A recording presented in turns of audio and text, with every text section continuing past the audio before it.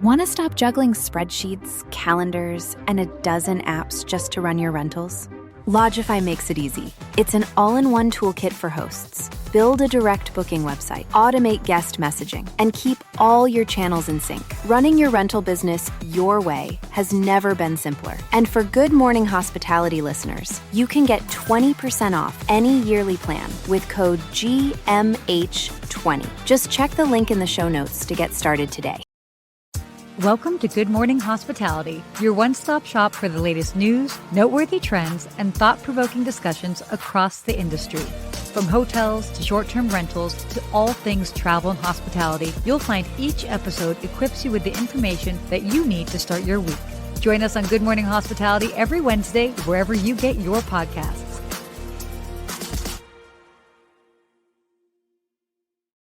Good morning. You made it, Sarah.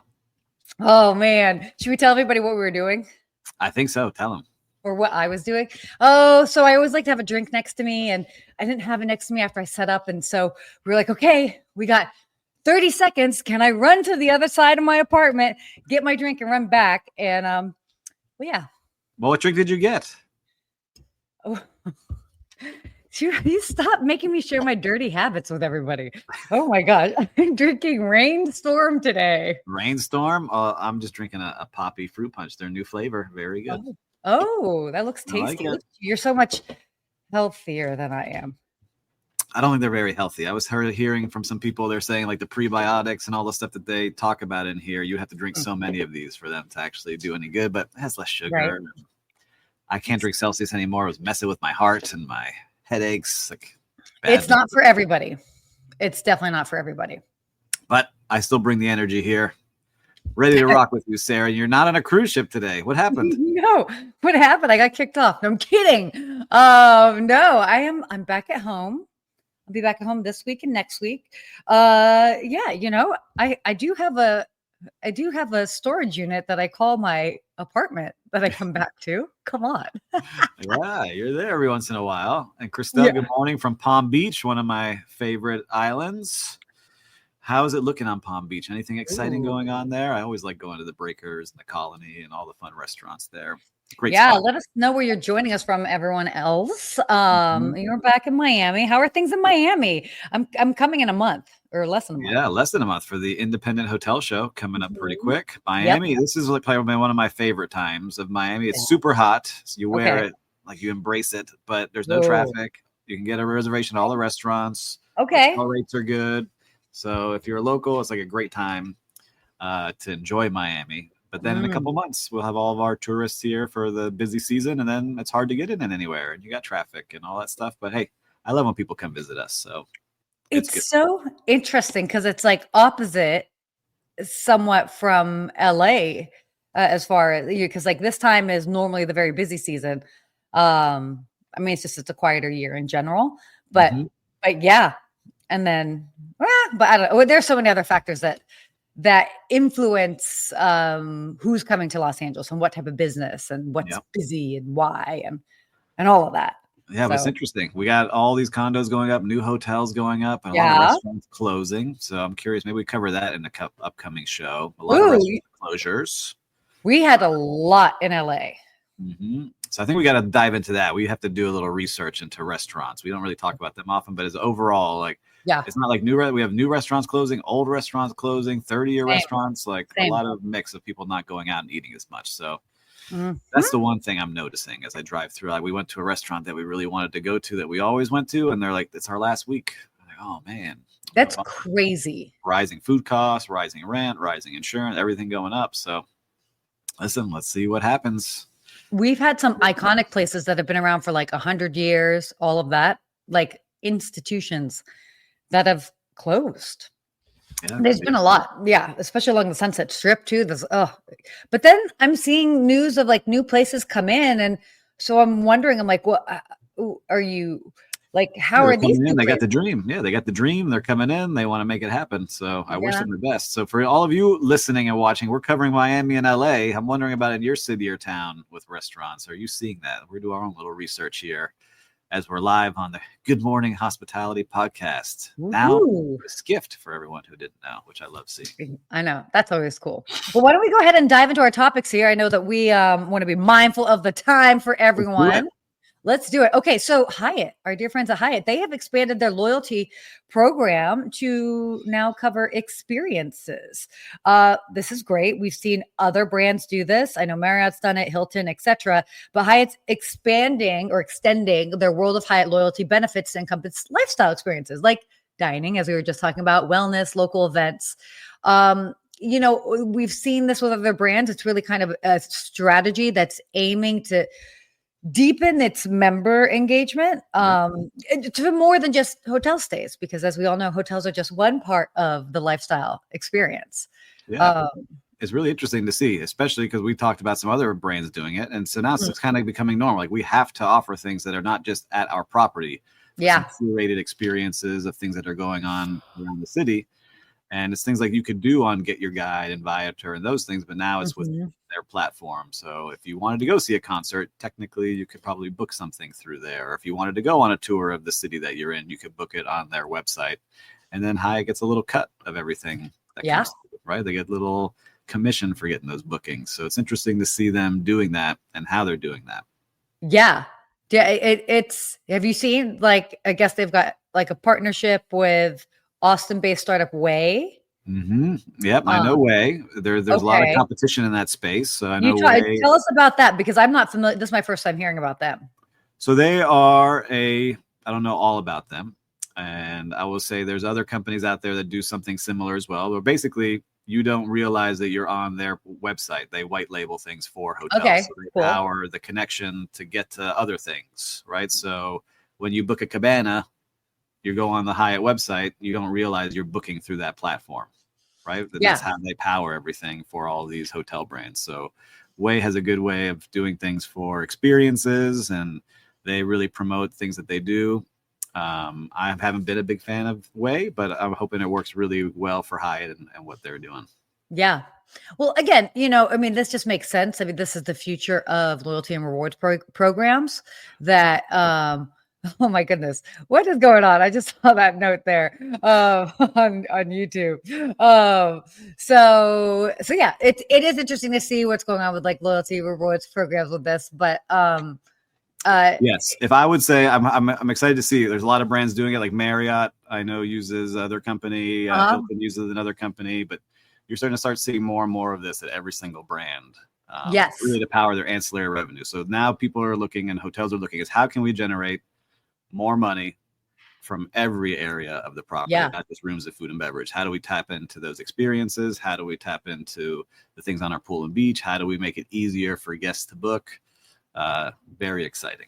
Yeah, very, very exciting. Okay, let's hop onto our next topic here. We talked about obviously our friends at Hyatt, but let's talk about Hilton. This, by the way, big news, big news. Hilton is testing a redesign to kind of update their 106-year-old flagship brand. What? This is, woo.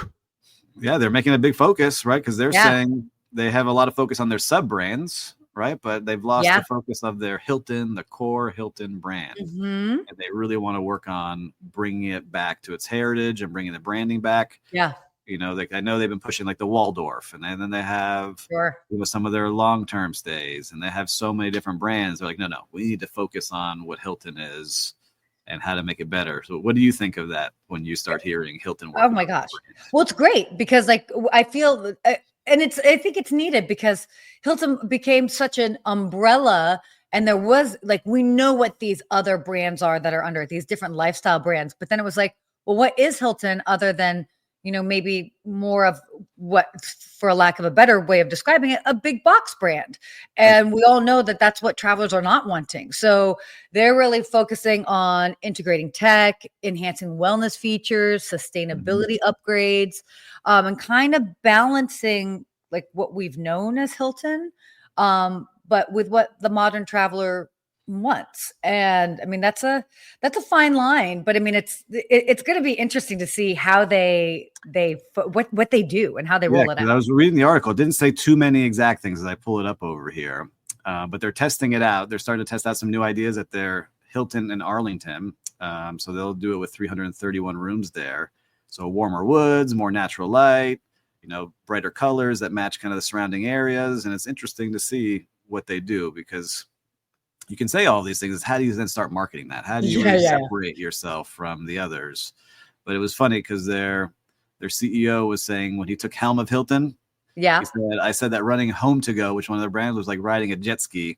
And this was like boarding the Queen Mary. Beautiful, but complicated. So interesting kind of quotes that he's got there and seeing what he's pushing. So the rooms are beautiful. I think they're trying to upgrade and not just be known as a big box, more of like pushing into that Ritz-Carlton range is what they're doing from the photos. Well, they did an interview with Leonard Goose, who, by the way, I'm friends with. So maybe we should get Leonard Goose, who is he's sort of their brand leader, to come on here and maybe talk about it a little bit more. I think that would be great, because he talks about Goose said he talks about the 3 C's here that they're focusing on. They want to focus on celebrations, connections, and culture. So that's what he really wants in Hilton, is those lobbies to feel like a place for all those things to be happening. So yes, that would be awesome. I'm cheering them on. Yeah. Very cool. So switching gears a bit to our friends in the sky. How's that for a transition? You were good. Ooh, smooth. I learned from you from last week. Ryanair. For those in the US, we're not necessarily Ryanair isn't an airline here, but it's in Europe. But they are going to be putting their fares on Booking.com, Priceline, as well as Kayak. Which is a big move. And so apparently they had a long time dispute with booking holdings platforms. And so I guess they've kind of figured that out, but Ryanair did not want to be on there, and they called these OTAs pirates. That was their quote, that these people are pirates and they're stealing our bookings and reselling them without our permission. So again, it shows you how important these OTAs are for a lot of these brands. So you have to make those deals. Yeah.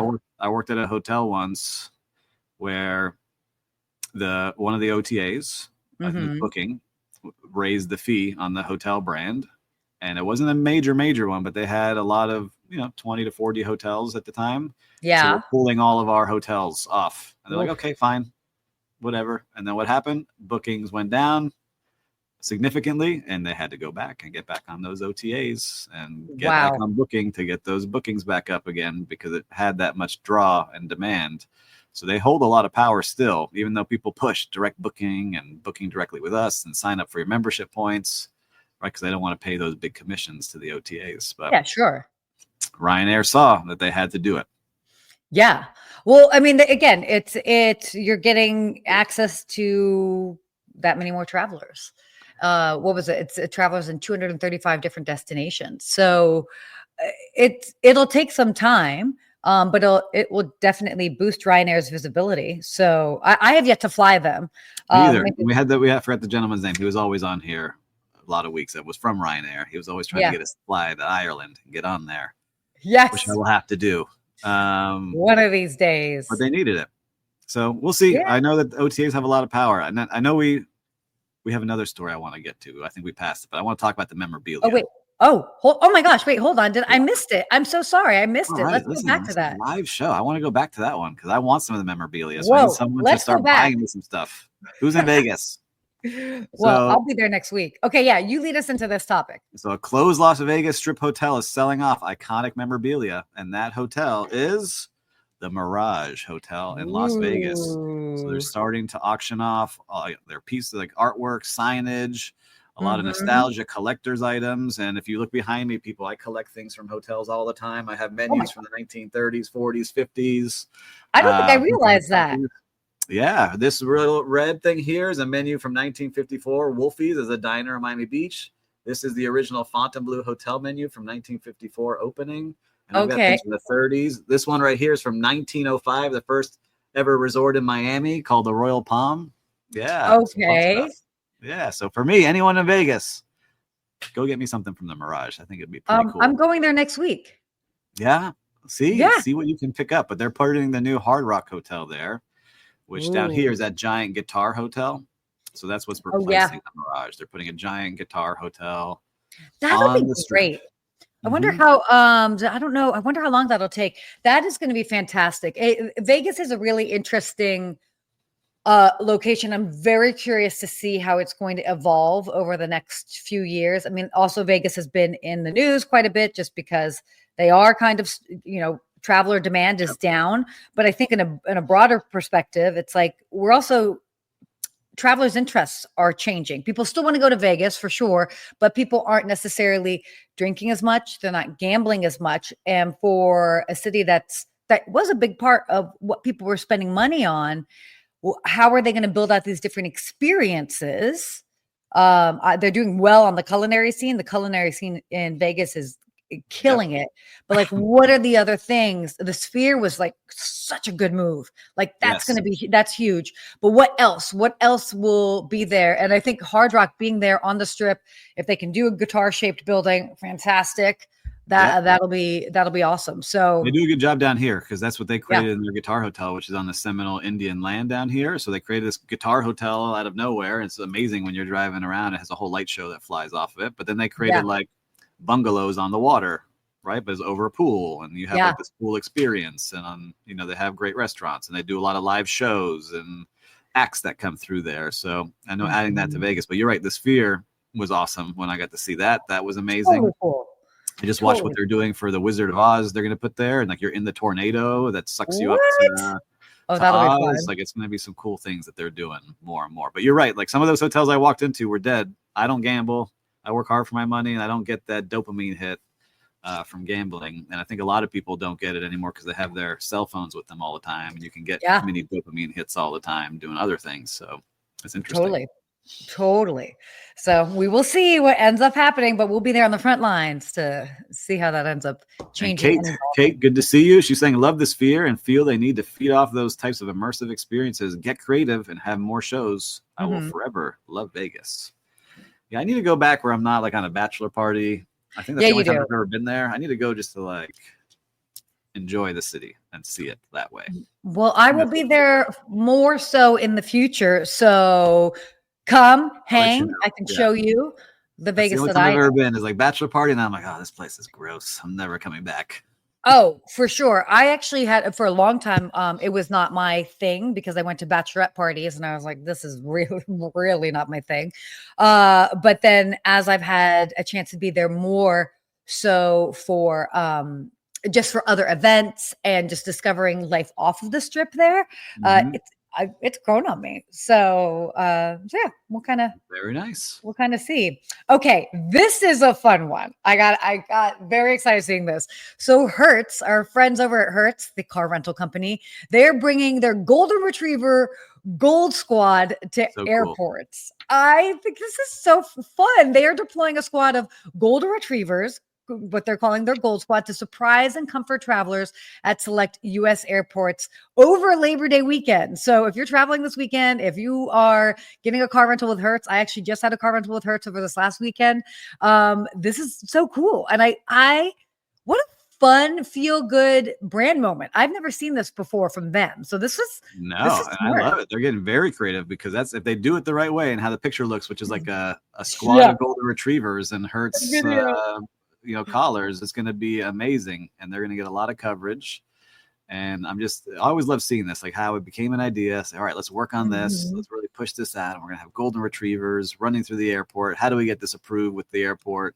Like, I love all that stuff, like how the sausage is made. And so now I'm excited to see what they do because I haven't thought of Hertz in a long time. Now I'm going to be thinking, all right, I'll go check out Hertz now. It seems like they're so friendly and fun and doing cool things. It is a smart move. I mean, because think about it. Have we seen much of anything from car rental agencies in terms of branding or whatever? I mean, it's like we know of the brands, like, you know of Enterprise, of Budget, of Hertz.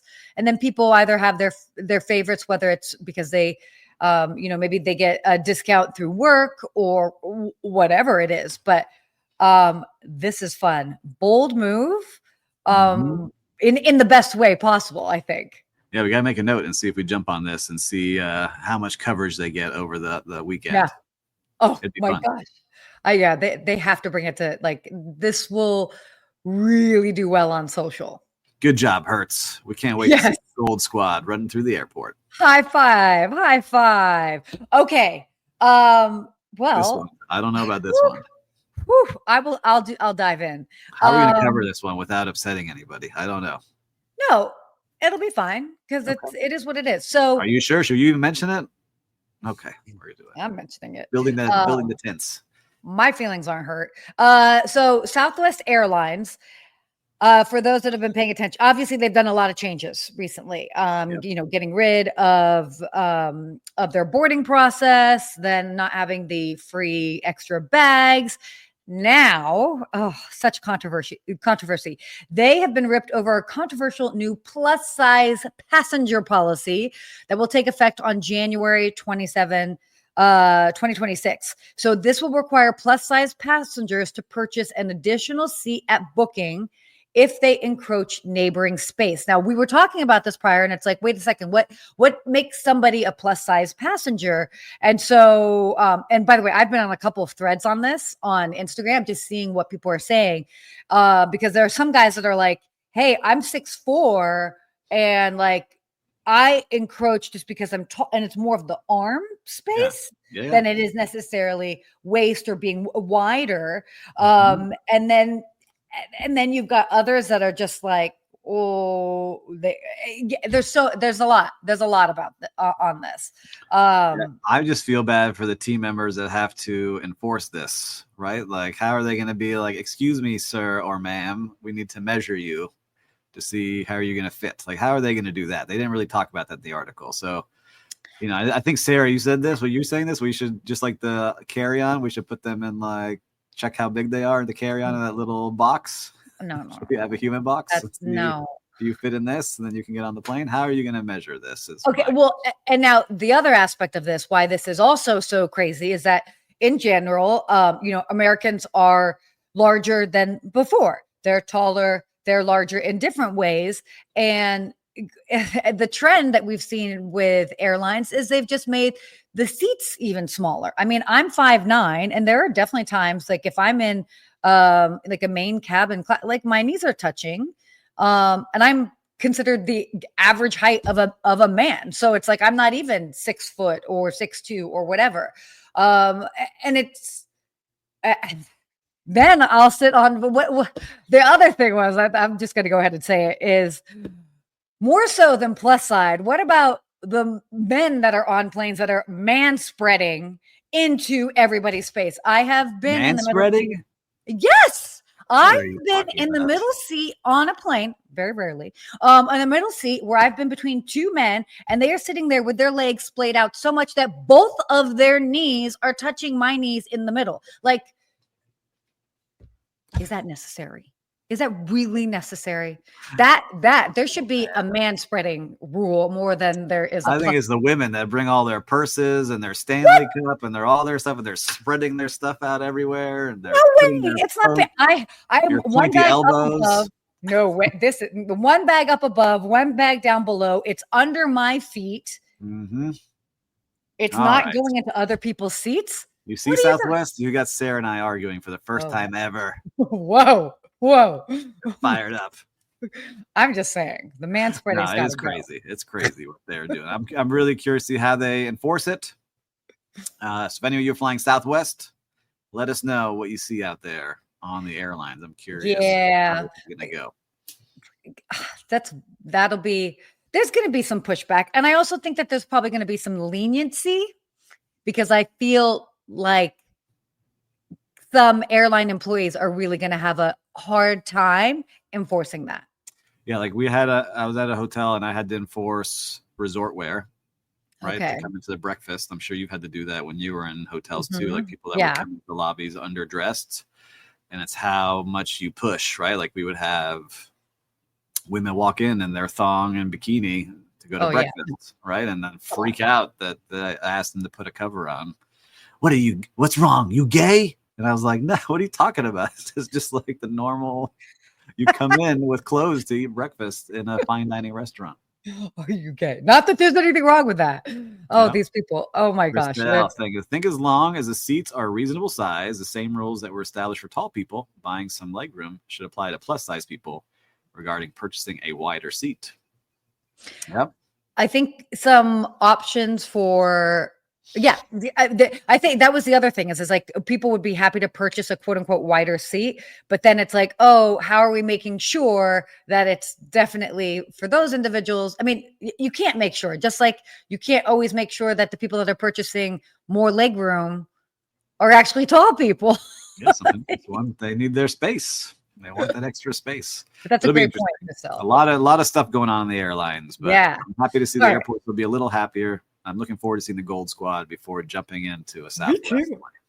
Me too. Okay, let's do our real-time recap. What have you seen out there on the streets of hospitality? Well, I will say I've been researching wellness in hotels. Okay. And that's a very general term, but I got to go into a deep dive into sleep wellness at the Carillon Wellness Resort here in Miami Beach. Okay.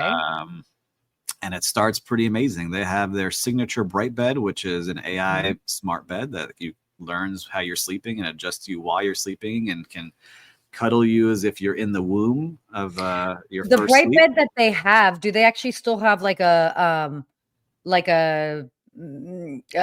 iPad type thing that goes with it, or is it all on your QR phone? code on your phone now? So you scan a QR code and you go to your phone. They have a Jasper air purifier, so you're breathing pure air as you're going through.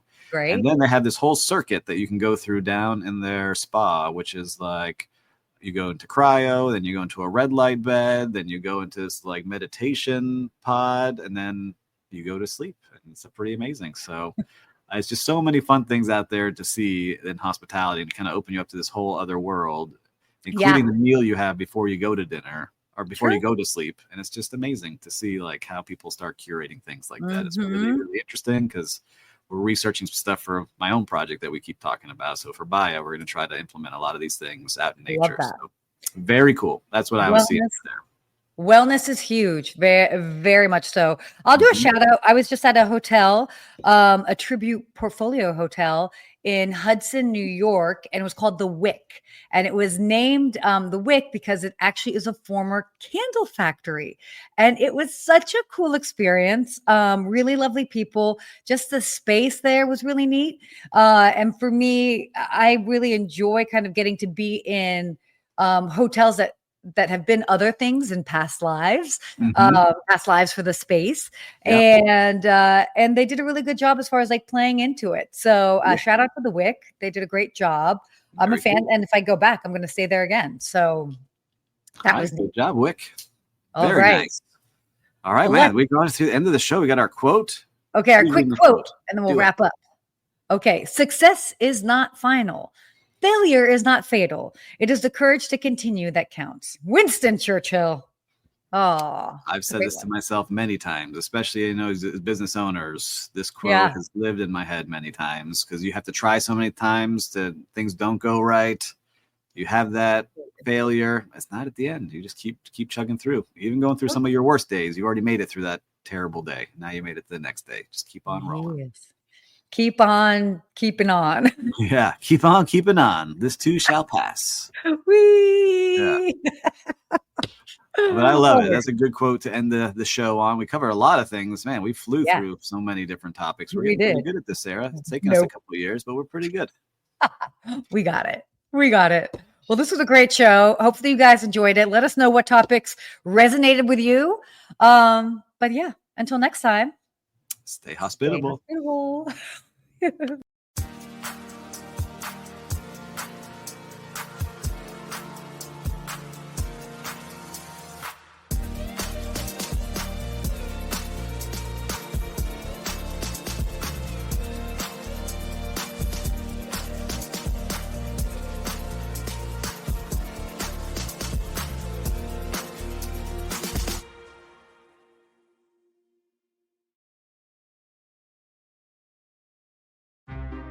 Want to stop juggling spreadsheets, calendars, and a dozen apps just to run your rentals?